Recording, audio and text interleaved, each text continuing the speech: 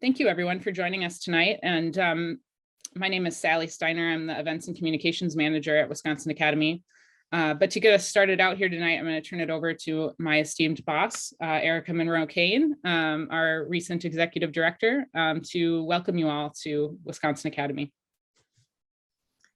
Good evening, everyone. As Sally mentioned, my name is Erica Monroe-Kane. I use she, her pronouns, and I am absolutely delighted to be here with you this evening.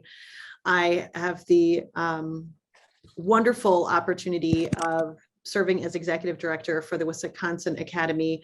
As you know, an organization with a rich history and in a wonderful position to help so many of us in the state explore and learn and grow and discover together. I have long enjoyed the Academy's programming. I'm a Wisconsinite myself, although I was born, I have to confess, out of the state of Wisconsin. I have adopted it and raised my family here, and the programming of the Wisconsin Academy has been something I've enjoyed and grown from, and the mission of connecting people to ideas, illuminating the thinkers, the creators, the writers, and providing access to those individuals and concepts from all across the state is something that obviously you value and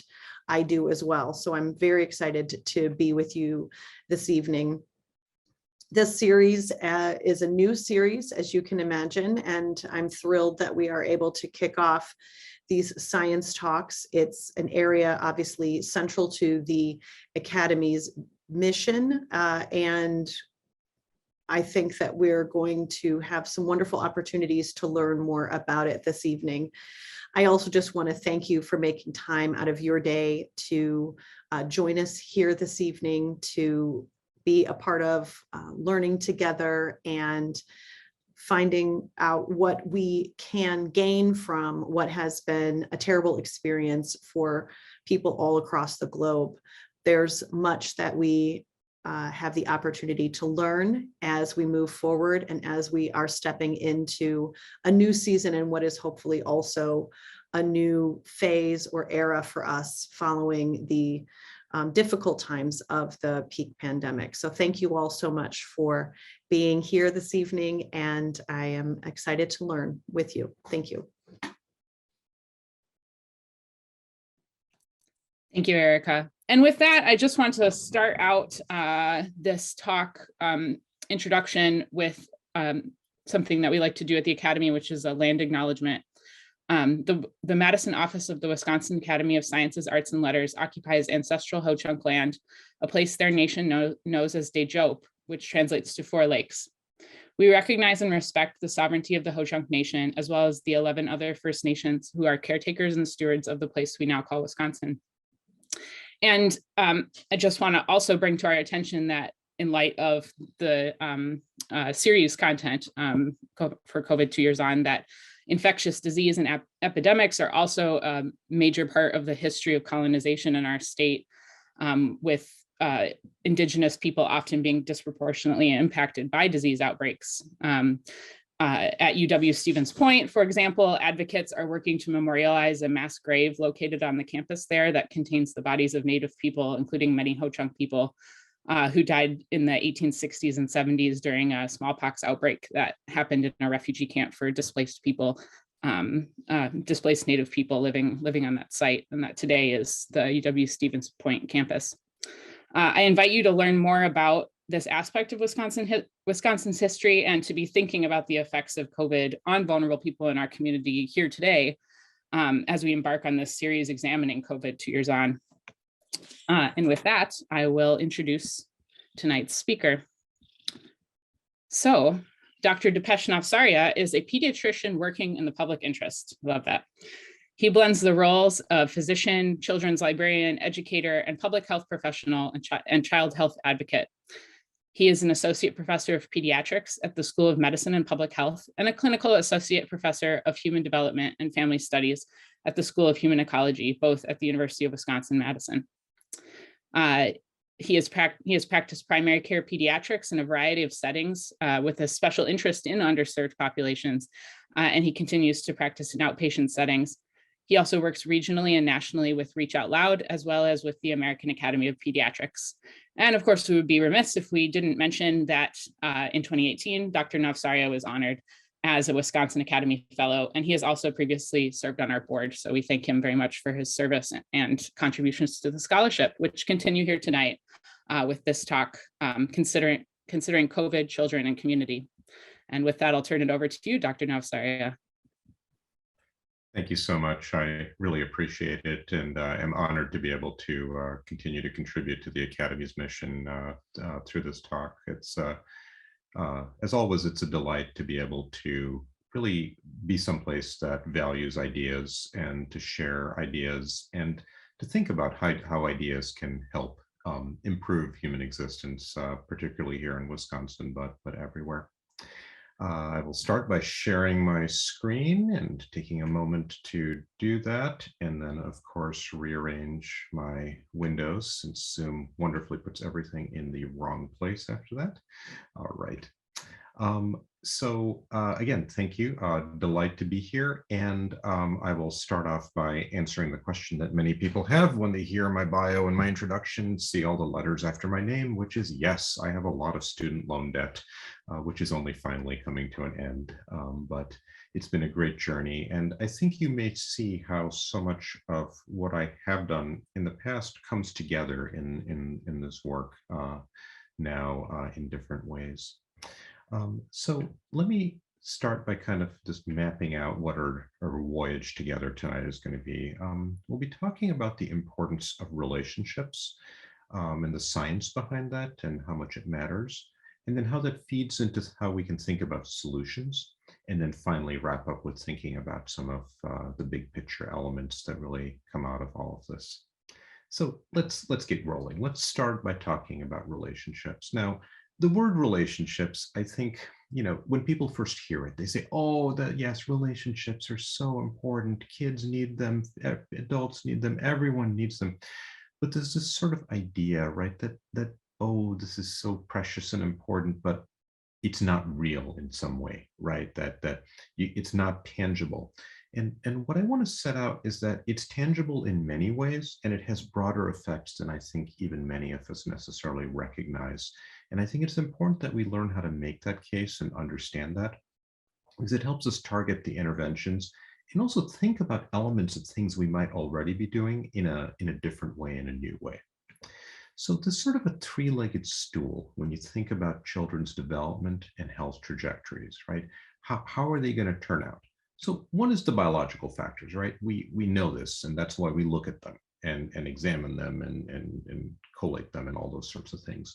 And they matter. But we realized that if we looked only at the biomedical stuff, that we were missing a lot. And then a bunch of years ago, we started to finally recognize, hold on, there's something else here, right? That the socioeconomic environment that our children are in matter just as much as the biological factors, right? That the zip code that a child is born and brought up in matters just as much as that other stuff, right? And zip code is more determinative than genetic code, is really clear. Place matters. But then we recognized even then there was something missing. It was not just the broad socioeconomic context that people were in, but it was also the microenvironments children are in, their families, their early childhood centers, and so on, that these attachment and relationship patterns were the third part of the stool, right? That helped us say, these are the things that go into determining what a child's life course is, what their trajectory is. That these are the levers and buttons that we can pull and push and all those sorts of things. So really what's key is that there's two things that shape the architecture of the developing brain. The young brain, like when a baby is born, their brain can do some basic things like breathing and all, right? That's important. But it can't do all sorts of other things. I mean, think about how long it takes for a young baby to even walk, right? Baby animals are often standing within an hour after birth. It takes us a year to start walking, right? Like we're kind of useless when we're born. And that's because the brain takes a lot longer to gestate than the rest of the body. Now, that's sort of a good thing that pregnancy isn't longer. I don't think people would want to put up with that. But it means that when the brain is when a baby is born, that their brain is still essentially kind of the first year of life you can think of almost as the fourth trimester of pregnancy from a brain development perspective. So if you look at this remarkable opportunity we have in the early days, in not just the first year, but the first few years of life, what we often call the first 1,000 days, that there's a remarkable opportunity to shape the architecture of the developing brain. Now, there's two things that go into that. One is your genes, right? You need the genes to say, how does one neuron wire to another and all that sort of stuff. And that's important. Can't do it without that. But which neuron wires to which other neuron and for what purpose? That's where experiences matter. Okay, and again, you need both. It's kind of like a campfire. You need wood and you need a spark to get that campfire going. So we can't modify genes so much. I'm so not going to talk about epigenetics tonight. But we can modify experiences, right? That we can do this through a variety of interventions, through advice we give, through programs we set up, and through policies that we enact. And then the other thing to keep in mind is that if you said, okay, but what's the key thing we need to think about, right? What is the biggest thing that makes the difference in the developing brain? That secret magical active ingredient is what we call a child's engagement in serve and return interactions with caring, loving adults. Like in tennis, you serve it to your partner, they volley it back, and you're going back and forth. You're playing off of each other, you're feeding off of each other, you're responding to each other. That back and forth serve and return is what drives development forward in young children. I want to be really clear about this. It's the only thing that really drives development forward in young children.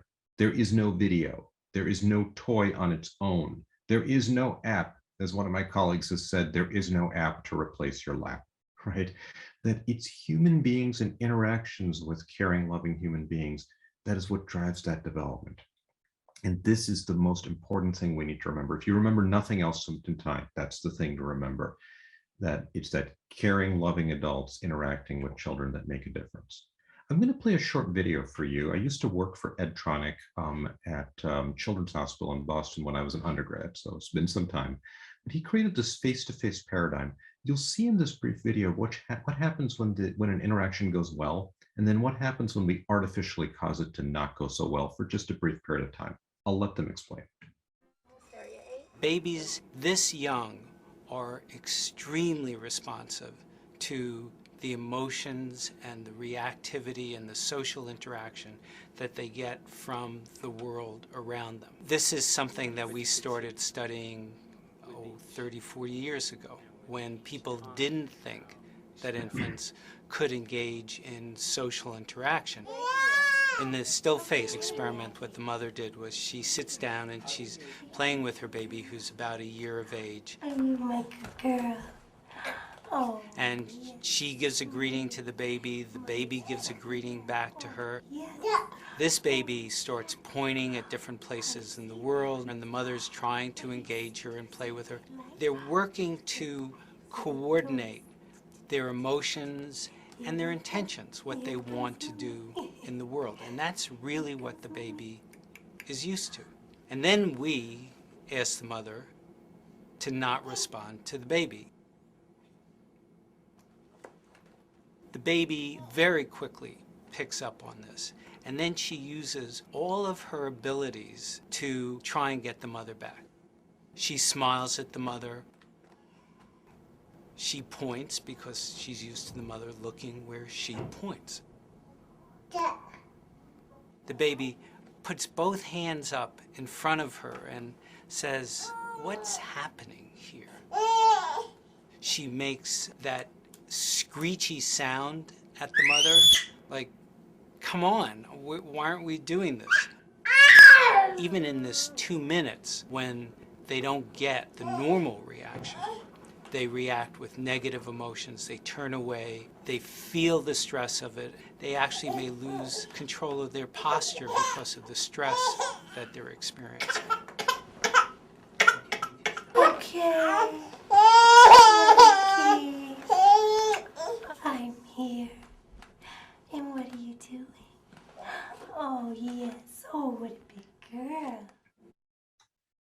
So, and this video is, by the way, publicly available on YouTube if you want to watch it again or inflict it on your family members or anything like that. So the thing is, this was the kind of interaction that we expected, right? Like baby got upset, you could see her making these bids for attention, escalating, and then finally just kind of falling apart there, right? But then mom came back and it was all good, right? No problems. The hard part was often when you would see the mom go into a still face and the baby didn't seem bothered by it, didn't seem to care. Why? Because this back and forth interaction was not a normal thing for them, so they didn't feel the loss of it. Now, I want to be really clear here. I don't believe for a moment that any of the parents in our studies or anywhere else for that matter don't care about their kids, don't love them. Loving your kids is a universal thing. There's no group out there that has, cornered the market on that more than anyone else. The thing is, we think of this back and forth interaction as being natural, normal, instinctual, right? The thing is, it's learned behavior. Where did we learn it? Well, because other people around us did it. So we internalized it without recognizing it. But if you don't see that as a model around you, how do you know? So when we put up billboards or hand out brochures or whatever saying, talk to your child, read to your child, okay, fine. That spans an information gap that maybe they didn't know. But guess what? Almost every parent has heard that somewhere. We've done a good job with the information gap. There's another gap though. It's the skills gap, right? What am I supposed to say to my child? My 6-month-old's not going to talk back to me. How do I know what to say? Right? That takes more work. That takes more coaching, modeling, things like that. And by the way, there's one more gap, and that's a confidence gap. Well, they told me to do this and they showed me how to do it, but maybe I'll teach my child the wrong thing. Oh, they're better off in front of this educational DVD. It's made by people way smarter than me, right? I'll mess them up, right? So you can see if we don't address these other gaps, merely kind of doing information things doesn't help. It may actually make parents feel worse, right? Like, well, I must just be an awful parent if I don't know how to do that, right? If it isn't accompanied by the other things. There's this idea of something called toxic stress, which I'll define more carefully in a moment. It causes persistent neuroendocrine effects and it damages the architecture of the developing brain and is also associated with all sorts of not just behavioral and mental health needs, but also physical health as well. I'm going to show you an extreme contrast here. These are head CTs of 2 3-year-old children. Okay, so this is like you're looking at the head with a cut right through here, looking up into the brain. The child on the left is a typically developing child. The child on the right is one who underwent extreme emotional neglect, not physical, okay? They were bathed and fed and clothed and all that stuff. But they didn't have a lot of human interaction. These were children who were in a large Eastern European orphanage where there were not enough caregivers and too many kids. Without knowing a whole lot about how to read a CT scan, you can see a big difference there. That brain on the right is small, it's shrunken, it's not as dense with neurons as the one on the left. I'm giving you the extreme because you can see that really easily there. So when young children are being asked to deal with constant stressors, right? We have a built-in stress response that helps us if a hungry, snarling bear shows up while we're walking in the woods. And it's great for when that bear shows up in terms of fighting or fleeing or freezing or whatever has to happen, right? But it's not so great if you're having to hit that red alert button over and over again, particularly when you're young, right? If you're a child who's being subjected to abuse at home, right? What is that 2-year-old supposed to do? Call Child Protective Services? No, that's crazy, right? We wouldn't expect a 2-year-old to do that. Even an 11-year-old often knows how to find help or seek out someone else or things like that, right? But young children in particular, these stressors, when they're unopposed and there's no protective factors, cause a lot of issues. So when we have these terrible situations and these lack of supportive relationships, like child abuse, parental substance abuse, homelessness, etc., and they keep happening over and over, when young children are exposed to this, it's what we call toxic stress because of what it does to them. And the loop that happens is this. These stressors happen, this red alert button that's getting hit over and over because it's the only response you got, releases these hormones, these stress hormones. This causes changes in the brain, which we won't get into tonight, but some of which we referenced. And here's what we see in the clinic, in schools, in public, in all sorts of places. This hyper-responsive stress response You expect the world to be dangerous and a threat, so you're always scanning for danger. You're not calm, you're not coping because you never know when the next threat will appear. And little things can set you off because they actually look like threats. And that feeds into more childhood stress, right? And here's what happens. Kids flip out at a young age and people are going, what's wrong with that kid? That's the wrong question. The question should be, what happened to that kid, right? So in about 10 years ago, the American Academy of Pediatrics released this policy statement on childhood toxic stress. And then an update was released just last summer. And it was really landmark in that it pulled together all this thought, all this evidence, and really laid it out in a way that helps really signpost what should we be doing and how. Now, the older version of this, the one from almost 10 years ago, had a key issue with it. It defined and got into our professional vocabularies this notion of toxic stress, right? Which had been used by others, but it really kind of helped bring it to the fore for many populations. But the issue is toxic stress ultimately does what we do all too well in medicine. We look for what's missing, what's a problem, what's wrong, right? We're always making a diagnosis, and we're a very deficit-oriented field. But what we need to be doing is looking for what should be there, what's working, and what's right? Because we all know there's stories of kids who do grow up in rather oppressive circumstances and still do okay, right? So what's going on there? There's something different. And oh, yes, there is. It's not just random chance. So as they say in the statement, toxic stress defines the problem. It explains how so many of our issues, health, education, economic disparities, right, that they're rooted in a shared biology that we have, but experiences that are divergent and opportunities, right? Let's remember, talent is equally distributed throughout the population, but opportunity is not. Okay, that's a key thing that we need to recognize. But the answer is this concept called relational health, the health of relationships. It explains how not just individual and family, but community capacities support the development and maintenance of SSNRs. They buffer this adversity, build resilience across the life course. Okay, wait, SSNR, what's that? So SSNR, not SSRIs like Prozac or sertraline. SSNR is an acronym for safe, stable, and nurturing relationships. What this does is these allow a child to feel protected, connected, and competent. And I'm going to tell you, my colleague, Dr. Andy Garner and Dr. Yogman, who wrote the statement, they didn't come up with this notion because other people had figured this all out a long time ago. The famed social psychologist Yuri Bronfenbrenner said, in order to develop normally, a child requires progressively more complex joint activity with one or more adults who have an irrational emotional relationship with the child. Somebody's got to be crazy about that kid. That's number one, first, last, and always. This was his summation of what the research said. Somebody's got to be crazy about that kid. And guess what? He's absolutely right. I'm going to make one little addition to what he said.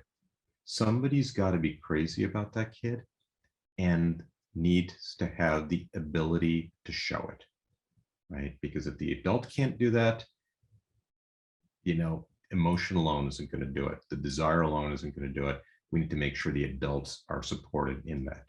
But this is really what it comes down to. Now, I want to be clear.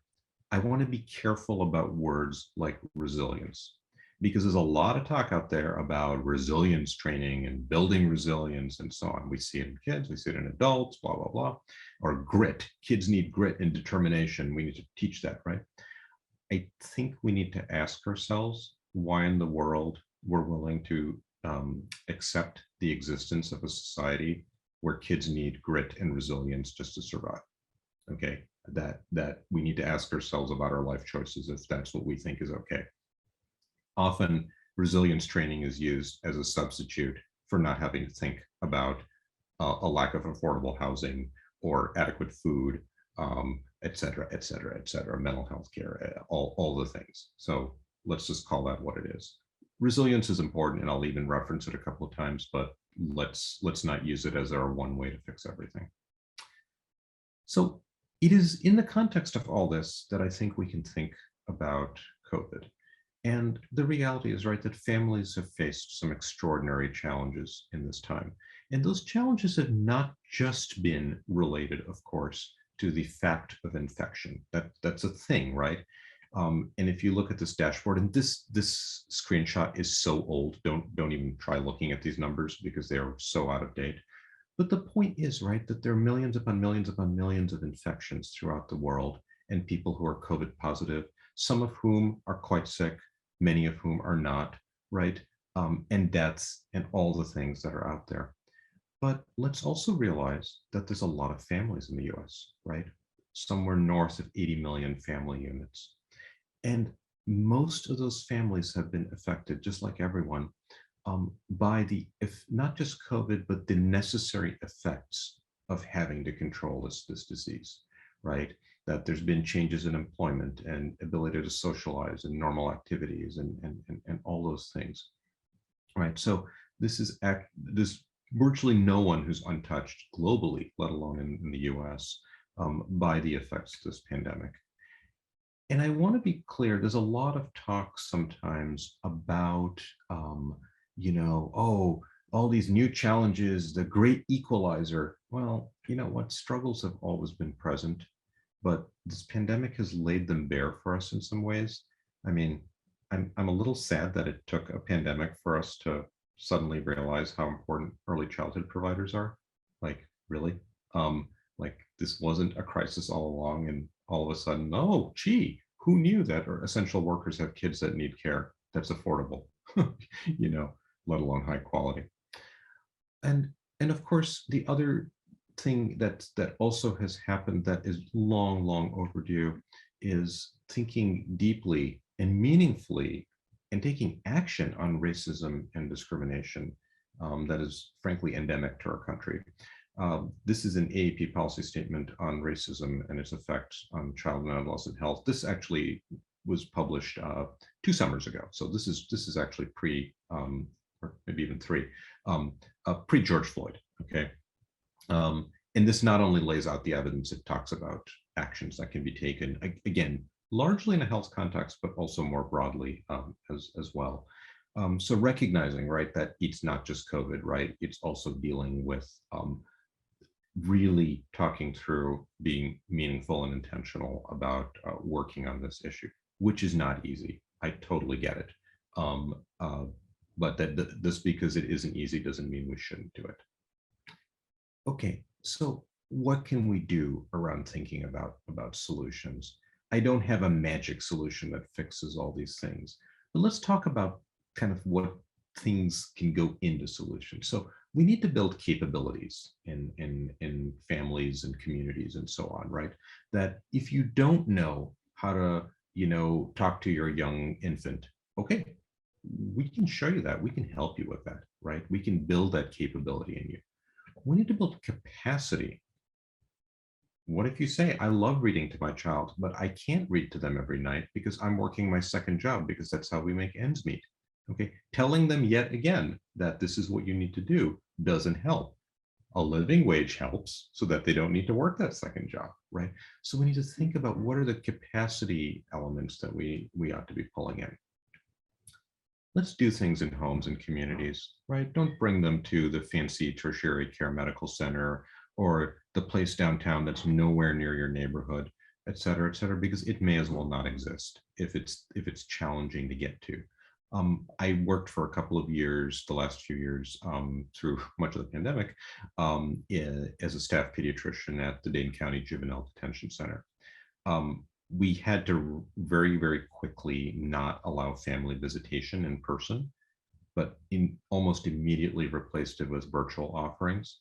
Guess what? The families really liked it and appreciated it because it was a lot easier than hauling downtown to see their young loved one who was at juvenile detention. And the hope was to continue allowing that even as things eased because it made such a big difference to families.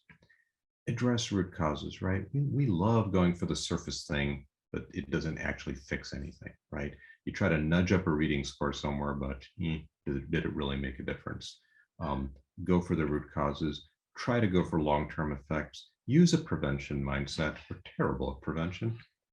Leverage those first 1,000 days we talked about. Use evidence to guide you. You notice I didn't say evidence-based. That's intentional. If you only fund things or follow things that have a pure, rich evidence base, especially in pediatrics, you're going to do the same 12 things over and over and over again.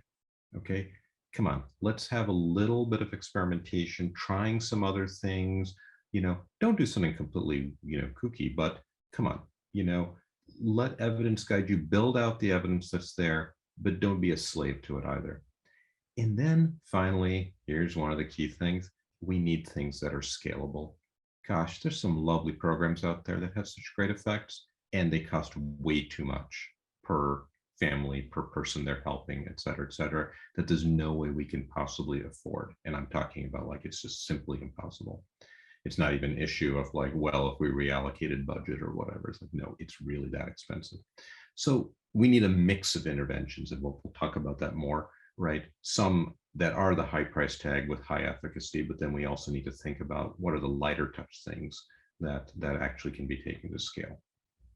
So I would say that these are the kinds of solutions for now, though, that clearly families need support. They need help. They need to know that they're doing okay. I mean, that's surprisingly tiny, but this telling a family that they're doing a good job actually is tremendous. I teach all my trainees, residents, medical students, et cetera, when they finish a checkup, please look at the parents and just say you think that they're doing a good job. It costs you nothing to do that, and it means the world. I like hearing that. I mean, my kids are 18 and 19 now, right? But even when they were teens and took them in for checkups, I liked hearing that I was getting it right? And I do this stuff for a living, right? But it's good. You like being affirmed that way. And if the key thing we can do is to support relational health, we'll actually do a ton there. This is not to say immunizations aren't important. Clearly they are, or that lead screening or developmental screening or whatever. But if we forget to assess for the health of relationships, we're missing something major. And here's what I, again, teach our trainees. This is how you should start a checkup. Say your hellos, all that stuff, and then say, before I go down my list of things, what would you like to discuss today? Right? Asking that, what are your priorities? Because your priorities matter more than my checklist. Okay? The checklist is designed by a bunch of people sitting in a room, and it's valuable to kind of say, hey, if there's nothing else, here's things you can do. Here's the kinds of things you should be thinking about. But if you address your priorities and not what the family's priorities are, you're doing it wrong. Okay. One article pointed out, like, this is for medical students to think about, right? Start with the concerns and then ask a whole bunch of different things, and then come back and ask about concerns again, right? Because now the family's more comfortable. Maybe they thought about something else, a new question comes up, et cetera. The concerns of the family or patient really should be central. And that's your opportunity to ask about the environment, about what's going on, about connections.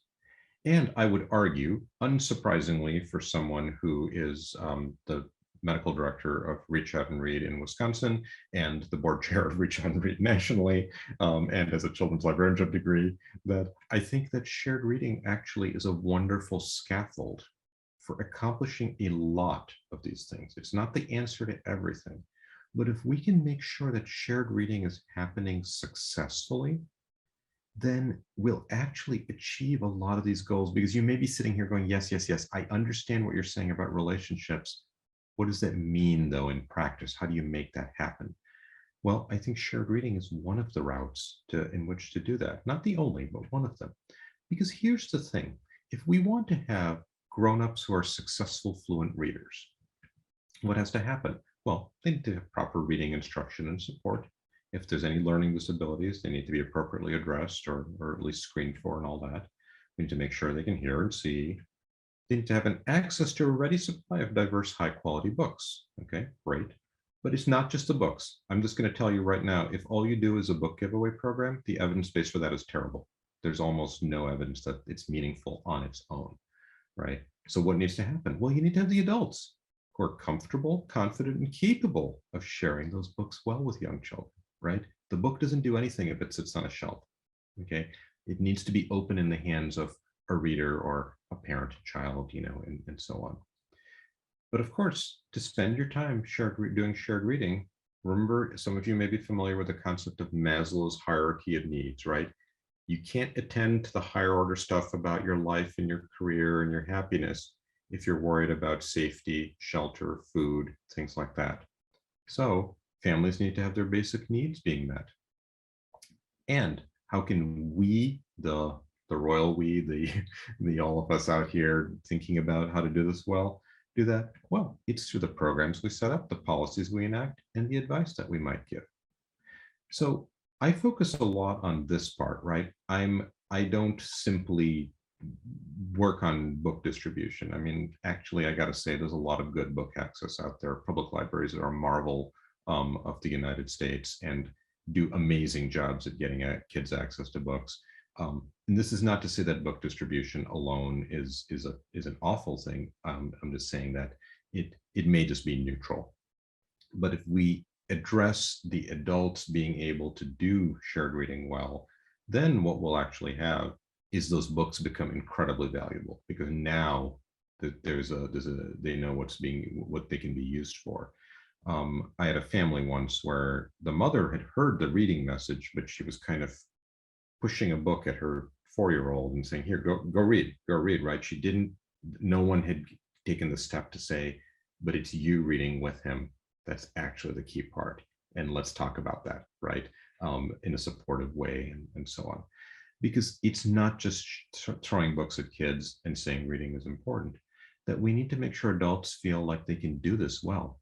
And a trap that some adults fall into is they take their 15-month-old, they sit them down, and they start reading to them because they were told to.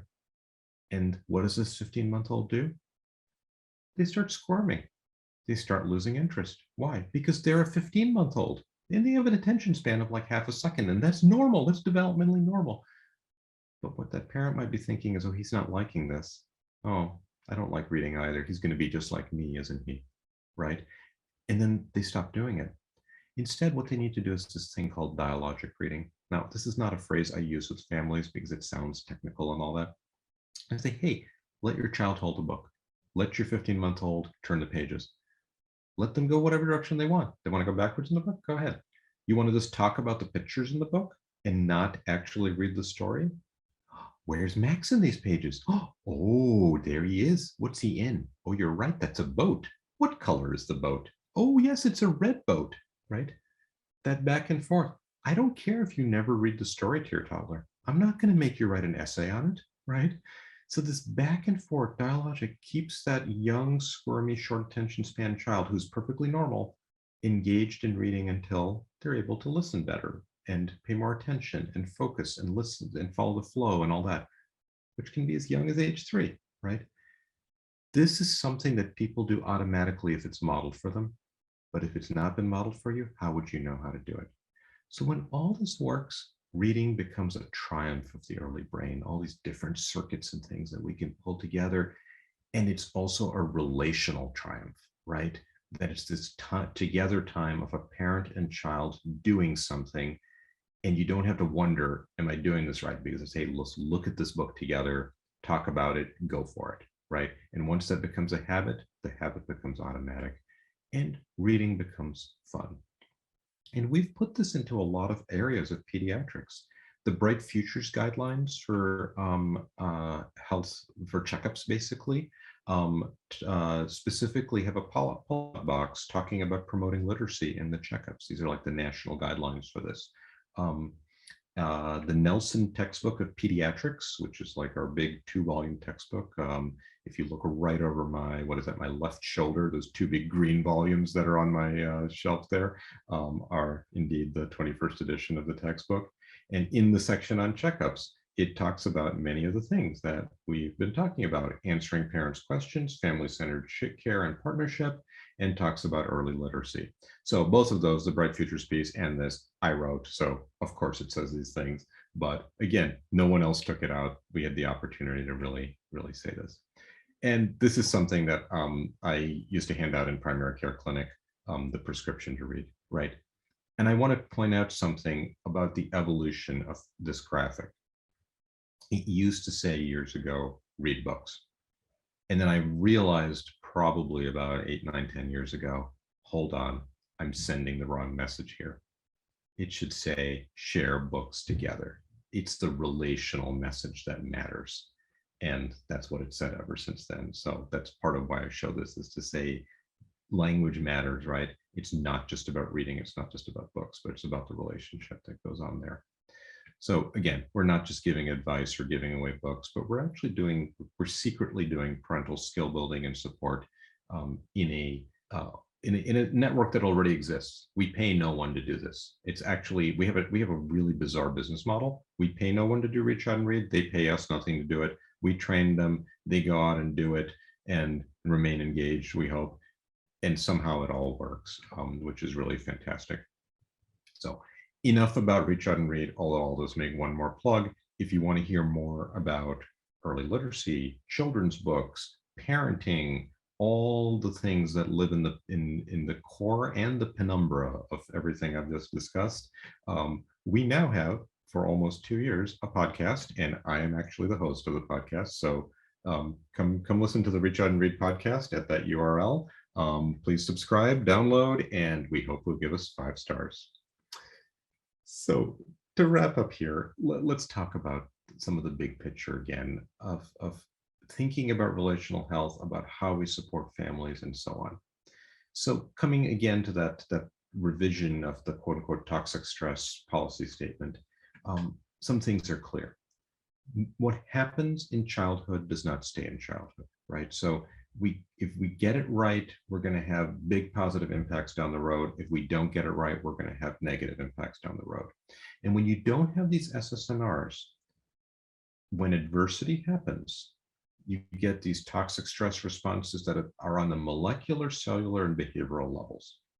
But if you do have these SSNRs, even if there is adversity, it's protective, it shields, okay? In a sense, the SSNR is your vaccine against adversity. It's not the same for everyone, okay? There's different variations in how biologically each of us are sensitive to context. And that's why we see differences in how adversity and interventions matter. There's some very interesting work that was done in, I'm fairly sure it was Sweden, that looked at some kids, and this is a conceptual model, right? That there's some kids who they called quote unquote orchid children, okay? They were like orchids. You put them in a great environment and they blossom and do really, really amazing and fantastic. But if you don't take care of them, they wilt and do terrible. The other type of kids that they identified, and it wasn't like there were just 2 magic groups, right? It was a continuum, but whatever, or what they called dandelion children. And these had wonderful names in Swedish that I'm not going to be able to remember or probably pronounce accurately. The dandelion children, you gave them a good environment, they did fine. You did them a poor environment, they did about the same, maybe a little worse, right? Just like a dandelion. You take care of a dandelion and water it and all that stuff, you get a nice little yellow flower. If you ignore it and just leave it to grow out of a crack in the sidewalk, you still get a nice little yellow flower. But the point was that it wasn't that you want everyone to be dandelion children, because the thing is, the upside potential was limited, right? You couldn't get a nicer flower out of treating the dandelion properly. So, you know, again, you need to think about, in good situations, you want people to be positively affected. But if you're more resistant to your environment, you may not do all that well. These are individual variations. We don't know enough about where they come from and how and all that sort of thing. But that's why we see differences, okay? So that people are different. But when you have these safe, stable, nurturing relationships, when you limit adversity, you get positive stress responses, right? The good kind of mild stress that helps you learn and adapt and all those sorts of things. Okay, not all stress is bad. Small amounts of stress are really good. If you have no stress, then you don't ever adapt and you become useless. So relational health with at least one SSNR, we hope it's many, but at least one, is a universal biological imperative for children, because they need to be able to fulfill their potential. They need to be healthy and resilient, to be successful in a whole bunch of different ways. And frankly, to be the next generation as well, right? The caregivers that value and build these SSNRs with subsequent generations, right? And this is one thing that's really important about how we think about this pandemic response, is that when children were around with their families, and their families were able to reasonably attend to their needs. I want to be really clear here. No one is saying you need to be doing serve and return continuously, intensely with your child every single moment. That can drive you nuts. That's impossible as a parent. I know people who research this stuff who say, yeah, I can't keep that up for more than 15 straight minutes with my own child, right? And that's okay, right? It's these small, intense bursts make a difference rather than feeling like you have to continually be on. Okay, the child who's over catered to can also be, an issue. But when children have these caring adults that they're around, there's actually great ability to respond to adversity. And we actually have good data on this. There's wonderful work that was done looking at families that were displaced from New Orleans during Hurricane Katrina. The families that no matter where they went, right, moved around, temporary housing, FEMA shelters, whatever it was, right? The families that stayed together and supported one another actually did reasonably okay, right? The kids turned out okay 10 years down the line. The ones where things fell apart, they weren't able to support each other, they didn't respond well to adversity as a family unit, et cetera, those kids didn't do so well, right? It was the relationships that matter. And frankly, we're seeing this play out with refugee situations globally, right? With Ukraine, with Syria, et cetera. The families were staying together. While I'm not arguing that any of this is a great situation, right? It helps preserve and protect what's important and lets people move through adversity rather than not. And this, by the way, is why family separation is such an odious and repugnant policy, because it weaponizes the parent-child bond. You can't intentionally remove children from their parents as a deterrent. You're basically creating enormous harm when you do that. So 3 prevention principles, again, from these policy statements. How do we support nurturing relationships? How do we also reduce the external sources of stress on families, right? Let's not pretend that relationships and all alone are going to, help you if you're hungry, right? You need to be able to eat and have shelter and be safe and all those sorts of things. And then also, how do we strengthen core life skills? How do we help people be better at coping and moving forward and things like that as well? Because here's the thing about this work that I find really exciting. We all live in very different silos out there. The healthcare world, the early childhood education world, home visiting, social work, I could name a million of these. This work is not the domain of pediatrics or medicine alone. It's not the domain of social work alone or home visiting or anything. That when you start pulling together all these circles, kind of, you get this interesting Venn diagram, right? Like, this work sits right at the intersection of all those circles. And that's what's so important, that we're all talking about the same thing, and we might be using slightly different language and approaches and research bases and whatever. But when you dig down, you're like, oh, we're talking about the same thing. And this is extraordinarily powerful. This is a concept known as consilience, which is coined by the biologist E.O. Wilson, who passed away just recently, actually. He called us a jumping together of evidence, thought, and direction. It's kind of like multiple different places are coming up with the same ideas. And then when you realize that they're all pointing at the same thing, aha, now we get it. Now we understand and can move there. And one of the reasons I value and treasure so deeply interdisciplinary work that crosses boundaries, like work that the Wisconsin Academy does, right, is that that's where you get the consilience. That's where you get the jumping together, because we do really well at sitting in our own silos and not thinking outside of them. And that's to the detriment of us and the world. So conceptually, right, I say, look, you got children, Fine, how do we help them? Well, who's closest to children? It's families. And who's around them? It's communities. And who's around them? It's society, right? So how do we help the family do the best job possible with the child? Well, through advice and other things. How do we help communities help families? It's through programs. And how does society help families and children? It's through policies, right? And again, if you use relational frames, right, advice includes coaching and modeling and so on. Programs like parenting support and so on. Policies through advocacy, right? Paid parental leave is fundamentally a relational policy, right? It's about supporting those relationships. All of these are elements of early relational health. And you can have programs that work on a really narrow topic, like say food, and maybe cover all three layers of this: policy and distribution and good nutrition and whatever. You can have people that do more broader stuff at just one layer, and that's important too, in different ways. Of course, the ideal, if we can do it, and it's so hard, is to have substantial policies that cover all these layers across a wide variety of things, but it's an ideal. So in the last couple of things I want to say here is that if we think about building healthy brains through a public health approach, we know that metaphorically kids are going to fall, and we need nets to catch them. Our big net is the prevention net. It's got some big holes, but hey, it's a big net. We can catch a lot of the issues before they get serious. This is what everyone should get, right? That everyone deserves these things, but these kids are going to fall through. Okay, where's your second net? Well, that's your targeted interventions, your screening. Okay, this is where you find the people who are quote unquote at risk and catch them. It's a smaller net, so you can't handle everyone that's at the top layer, but you're going to catch a lot of those kids. Still got some holes. What about those who fall through? This is your treatment net.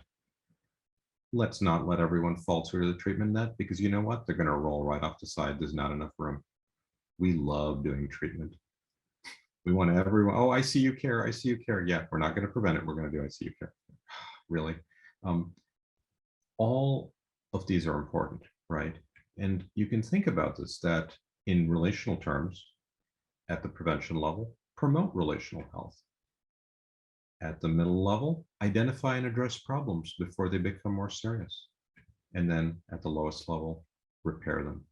What's really important about this is that all of these levels are necessary. None on their own are sufficient.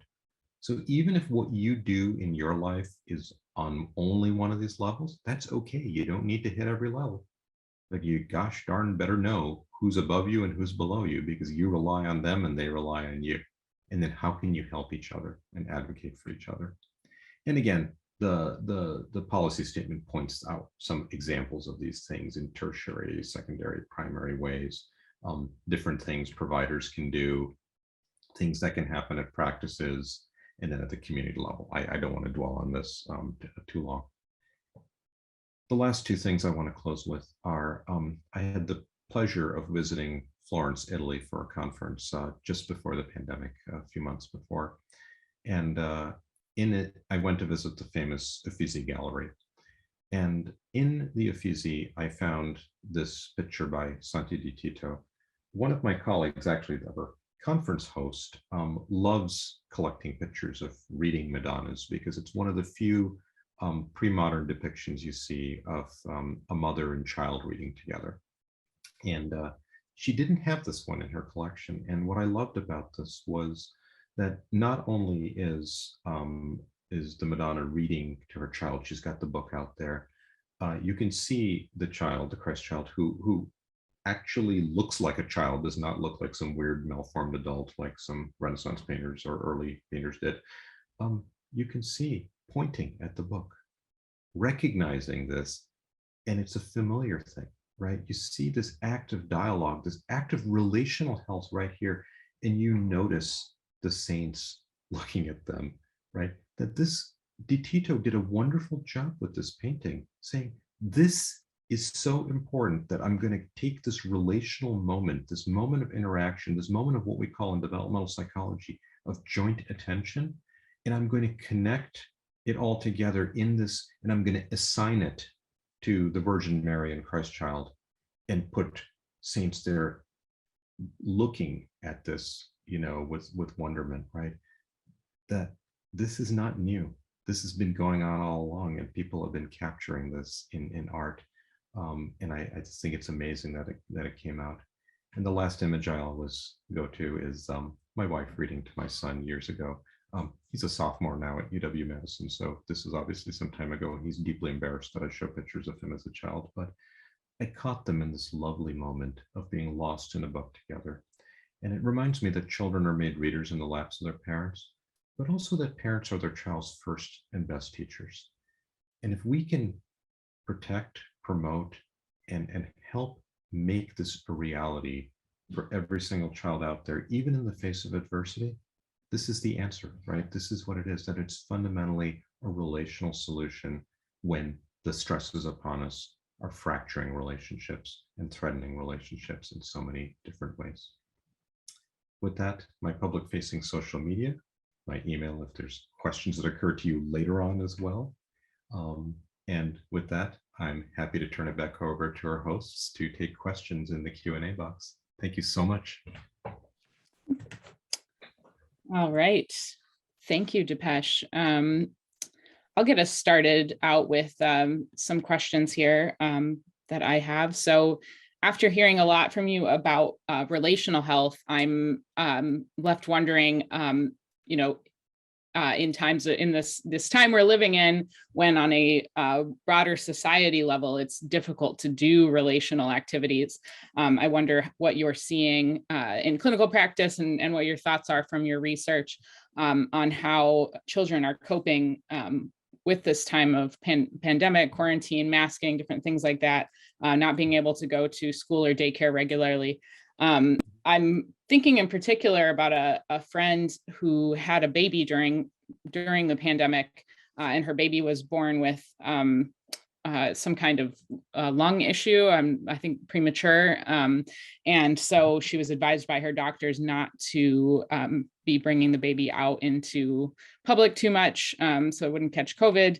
And she posted on Facebook just kind of venting about how difficult that was for her. She had all these ideas about raising her child with friends and family, and because of the realities, it was really just her and the baby, and feeling sad that her child wasn't getting to know other people, was only seeing the top part of other people's faces.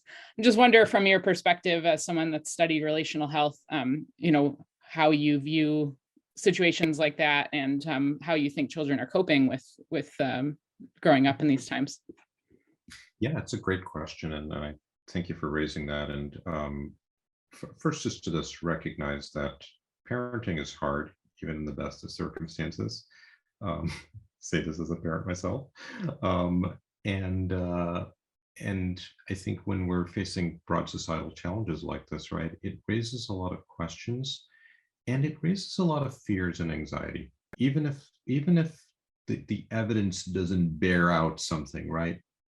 There's that worry, right? Is yes, but what if, and I think it's important to acknowledge the emotion, because wanting to get it right as a parent is so much of a key thing. I tell my trainees again, right, that in every pediatric encounter, there's two questions being asked, even if they're not being verbalized.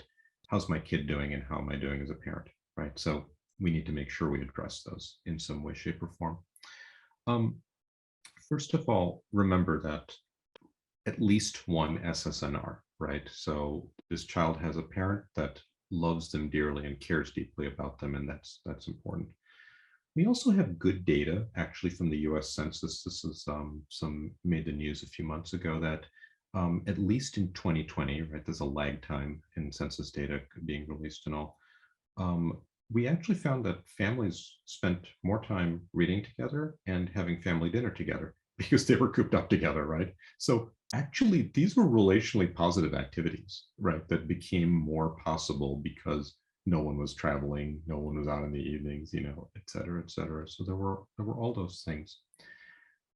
I also would say that, the pandemic is only for now. I don't know what will happen in the coming months. I think we're going to see some ebbs and flows happen. I think we will learn better to live with it. And I think we need to do everything we can to encourage people to continue to get immunized, because that is ultimately how we can get this virus under better control. And at some point, we will have vaccines for younger kids. They're being cautious about it because they're trying to balance efficacy and so on. And it is, I want to acknowledge how hard it is for the parents of under fives, because they're feeling like, what about us? Like everyone else got their vaccines authorized, and what about us? And so on. Having said all of that, right, I think it is also clear that there are other ways for children to interact with a broader variety of people.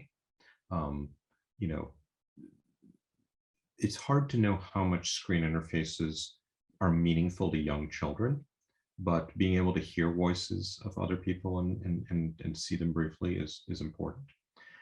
Also, there is basically no data that masking alone is causing any developmental issues. It's actually us grown-ups that have a harder time. And I say this as someone who, I think soon after the pandemic began and we all started using masks, I think we suddenly realized how much we all lip read a little bit, because it became that much harder. There's actually great data showing that probably kids are just going to cue in on other parts of the face. I've had lovely interactions with infants and toddlers in clinic when I'm masked with a face shield and everything, and they can still pick up on my tone of voice and the parts of my face that they can see and so on. And we've had lovely interactions. I think it bothers adults more than it does kids, than anything else. And let's remember, brains are malleable. Okay, brains are built over time. So a kid not getting the quote unquote normal experience for the first year or two of life, honestly, they will adapt very quickly, you know, as there's some return to a normal.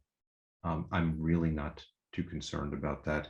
No one who works in child development is actually really all that concerned. There's probably a few fringe people out there, but people who study this stuff, not really.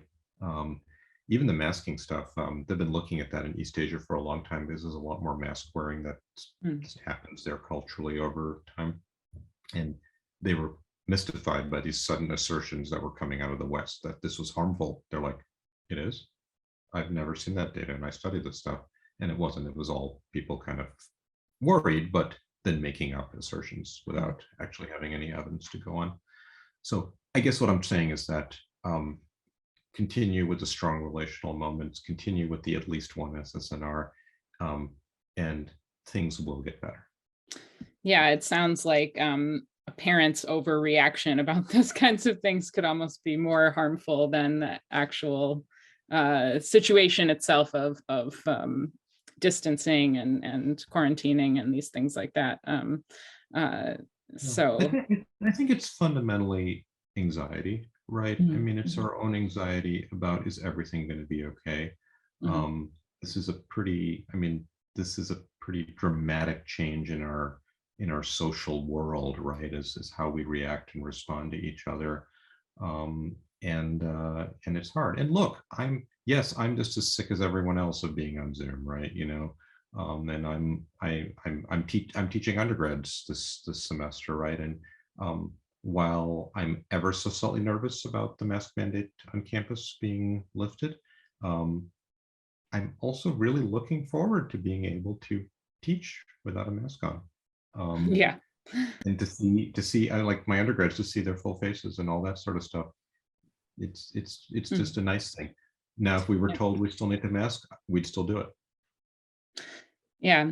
Another question that's coming through, when we're thinking about stress on families of this time, because, kids, they don't really know any different. They're going with the flow. But the parents, maybe arguably that, are actually experiencing more stress and adverse effects of these times than their children. I wonder, how can we help families mitigate these impacts in order to have healthy relational dynamics like you're describing? Yeah, and I'll say, like, awfully young kids can pick up on the stress around them, right? So it's not that they're unaware, but of course, young kids are not responsible for figuring out like food and paying the heating bill and and rent and all that sort of stuff. And all, I think it's important that parents take the time to tend to their own needs, right? If they're struggling, right, finding mental health options. I mean, the fact that we've been able to do telemedicine, particularly for mental health, has been really incredible in all of this. I think it's made a huge difference for a lot of people. And again, I really want to highlight that there's nothing about, there's nothing, no one should walk away from this talk saying, oh my goodness, if I am not there for my kid every single moment, that I am a bad parent and I'm going to permanently harm them. I have had some people who are convinced that that's the takeaway. And I'm like, no, I didn't say that, please. No one can be the always on parent. And I didn't emphasize this a ton, but there's a lot of value to, right, letting your kid figure it out, right, in small and safe ways, right? That's how your kid builds capabilities. The kid where the parent is jumping in and doing everything. So we've all heard the term helicopter parents, the parent is hovering over their kid continuously. The new term is snowplow parents, right? They're in front of their kid, clearing away every obstacle in front of them. And then you have a young adult who's useless because they don't know how to do anything, because they've never had to deal, because their parent never let them, right? And again, it's being done out of love, but it's also misguided, right? Like your kid needs to be able to learn how to cope. Let your kid figure out, like, give them some guidance, give them some backup plans, whatever, but let them take the bus home, right? If you've never had to sit there and look up at the bus and see what number bus is this the correct bus, right? All of a sudden, if you have to do it, yikes, So all of this is to say that no parent should feel like they need to be always on. Also, for Pete's sake, do not compare yourself to other parents. And as much as we talk about how insidious and bad social media can be for kids, it's just as bad for parents, because guess what? When you're going through your Facebook or Twitter or Instagram or whatever, you're like, oh my God, this parent made 75 cupcakes and individually decorated them all in all these variations. I'm terrible because I'm basically buying something at the store. Yeah, guess what? You're seeing that parent's highlight reel, because social media is everyone's highlight reel. You're not seeing the meltdown that their kid had. You're not seeing all the other issues that happened, blah, blah, blah. We're all trying our best. It's absolutely okay. Most parents and most kids are going to be just fine if we just take a deep breath and realize that we're trying our best and ask for help when we need it. You're muted. Yeah, sorry.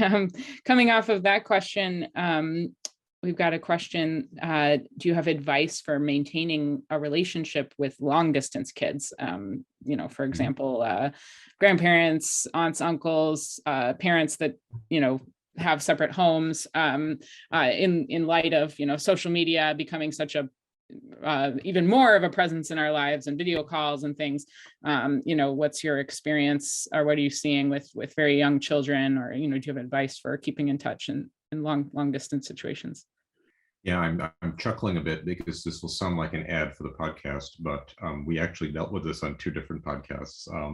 One was an interview with a pediatrician about divorced and separated parents, and just how to parent in those situations. And the other was actually about military families and how do you maintain connections with your child and through deployments and things like that, and so forth. And there's also one where we talked about incarcerated parents, right? And how do they maintain connections with their kids? So these are all different elements of the same question. Interestingly enough, the American Academy of Pediatrics digital media policy statement has one exception for kids under 18 months using screens, which is for video chatting, right? Now, look, developmentally, kids under 18 months don't seem to connect with screens well in a meaningful way. So it's probably not a huge deal. But somebody's always bringing up the video chatting grandma, right? So yes, your video chatting grandma is fine, because also the other thing is kids are not generally spending hours video chatting with grandma, right? It's usually a few minutes, and that's fine. And as much as we have no evidence that online preschool did anything useful in terms of learning, and I really worry when I see legislatures putting money intentionally into online preschools as a strategy for not having to adequately fund early childhood education in all the places it should be. There was value to preschools and early childhood settings during the pandemic, setting up brief, hey, we're going to do a half hour online, just so kids realize that their friends still exist, their teachers still exist, and they see each other and whatever, right? There's a social element to it. That was perfectly fine. So doing that, there are parents out there who are traveling, distance, whatever, that they will get on, FaceTime or whatever, and or Zoom or whatever, and they'll read aloud to their kids at night, right? It's not quite the same as snuggling up, but hey, it's something. It's about those connections. So technology does really allow for a lot of that.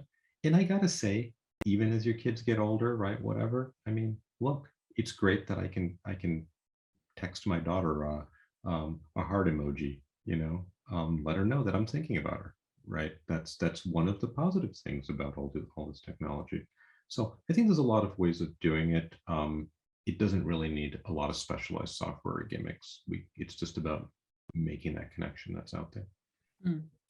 Well, if we can just have time for one more question here before we close out for this evening, and kind of, bouncing off of this last point we were discussing, do you have any thoughts about changes or approaches that schools should be taking at this time? And it seems like by and large, we are sort of coming out of a lot of the school, closures and different things, which I know has been hard for a lot of parents, even just scheduling wise. But I'm just wondering, like, what you were seeing during the pandemic when kids were doing a lot of online school, and sort of policy health recommendations you might make to schools about doing this kind of learning. Ooh, schools could be a whole talk in and of itself. So I'll just say a couple of points here. One is, I think we need to be really careful about a lot of the things that are being said about learning loss. I think we need to address the need to socially reconnect, to feel comfortable, and kids will catch up. Last I checked, there wasn't a race, right? If we address the basics about reintegrating, being able to be in classrooms together again, et cetera, et cetera, et cetera, the learning will follow if we take care of that. That was actually, again, we talked to a couple of teachers on the podcast last fall, and they universally said, I'm not actually worried as much about someone's reading level, et cetera. I'm worried about whether they're doing okay first. You can't learn if you're not doing okay, in terms of emotionally and so on. That's the number one thing more than anything. Number two, I think while online school was rough for many, there's also some kids who thrived. School is not necessarily a positive place for all kids. It's a lot harder. I'm not saying it's impossible, but it's a lot harder to get bullied. It's a lot easier to not deal with social drama and whatever, when you don't have to sit there and wonder, is anyone going to sit with me at lunch, et cetera, et cetera. You don't need to worry about who's going to pick on you in the bathroom, blah, blah, blah. Do we need to unpack that some kids actually learned well and didn't have to deal with rather stressful interpersonal environments, right? And what about accommodations? I mean, look, I mentioned I'm teaching undergrads for the first time this spring. I've had a whole bunch having to do some online classes here and there, some because of COVID, but many for things like I sprained my ankle badly and I can barely walk. Okay, of course you can come in online, right? You know, or other reasons, right? And they're saying, I want to be in class, I just can't physically make it there. So, okay, fine, I'll bend over backwards to make that happen because I care that you care about the subject that I'm teaching and so on.